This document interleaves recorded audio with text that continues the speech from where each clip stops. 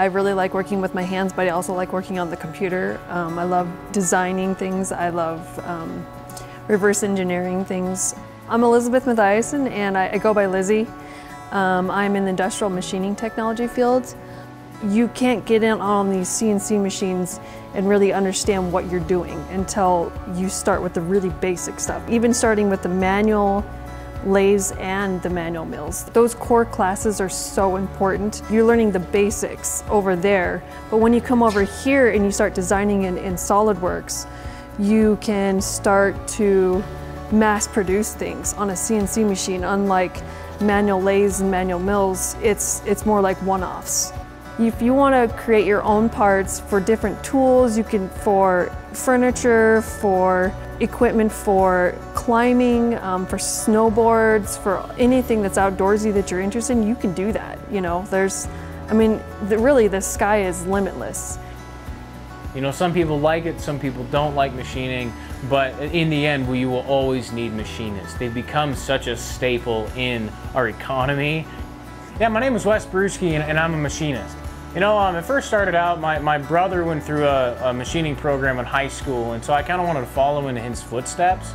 And so he just kind of got me really interested in it. And then after I went through the high school program, I wanted to continue on into college, which came up here where my employer is now. And I was able to, through my high school, get a job up here. I was able to job shadow and interview, and I was offered a job. And so, yeah, that's kind of how it all started to get it up here.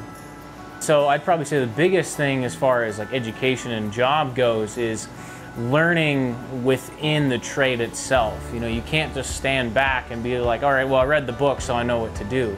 You know, you need the hours of machine time. You need the hours at a job. Probably the biggest trait that a machinist would need would be attention to detail.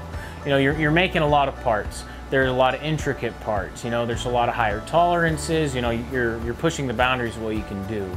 So in machining, it's a balance between making a part that functions properly, that performs well as making something that looks good.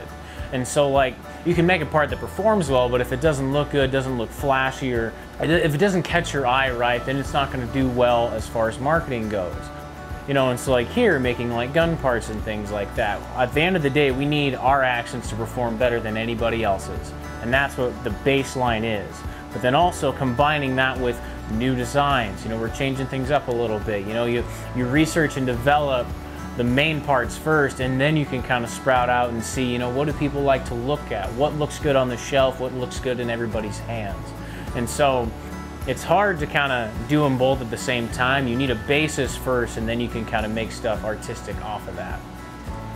We are able to machine faster and more accurately than ever before, and you need patience. You know, everything doesn't come so quick. The machines can run fast, but the humans can't really. If you can get past that and you can kind of buckle down and learn and pay attention, it's a great industry to be in.